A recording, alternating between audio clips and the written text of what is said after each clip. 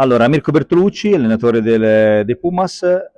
Mirko, partita a senso unico, pressing tutta la partita, siete stati veramente impeccabili. Sì, avevo chiesto ai ragazzi che non sottovalutassero la gara guardando la classifica. Noi veniamo da un momento molto, molto positivo, abbiamo fatto credo 10-11 risultati utili consecutivi e abbiamo perso qualche punto di troppo nel girone d'andata. L'obiettivo di oggi era vincere qua e sapevamo, a prescindere da quali risultati venissero fuori dal gruppo, vincendo stasera noi si arrivava secondi. Questo ci permette di avere, perlomeno nel quarto di finale, una gara in più in casa. Secondo me è molto molto importante visto l'equilibrio che c'è nei due gironi.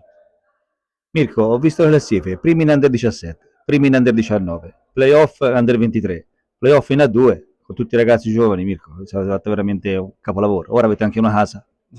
Sì, sì, sì, la stagione a livello di risultati posso solo che essere contento e ringraziare i miei ragazzi. Qualificarci tutti gli anni a tutte le finali non è così scontato. Con la Serie B ci stiamo qualificando al gironcino preliminare e la stiamo giocando con l'Under 17, quindi anche questo è un risultato ottimo. E con la 2 iniziamo la cavalcata dei playoff. Ho visto i risultati, incontreremo il Correggio nel quarto di finale, è una squadra molto tecnica, in buone qualità, però credo insomma che siamo pronti, stiamo lavorando bene, poi insomma dagli ultimi 10 giorni abbiamo la possibilità di allenarci a casa nostra e preparare i playoff nel migliore dei modi. Affrontiamo questi ultimi 20 giorni col piede sull'acceleratore. E poi ci tengo a sottolinearlo tutti i ragazzi del vivaio, tutti i ragazzi giovani, tutti i ragazzi tuoi. Sì, io credo molto nel lavoro e nel settore giovanile, ok? Se vogliamo dare un pochino di speranza a questo sport qua dobbiamo investire tanto tempo nei giovani e farli crescere e farli maturare.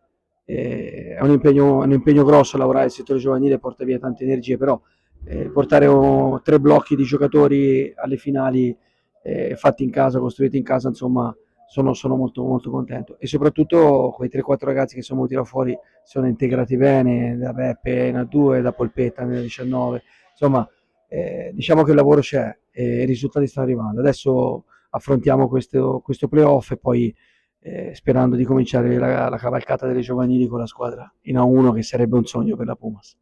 Allora, complimenti e in bocca al lupo. Vi ringrazio, grazie mille.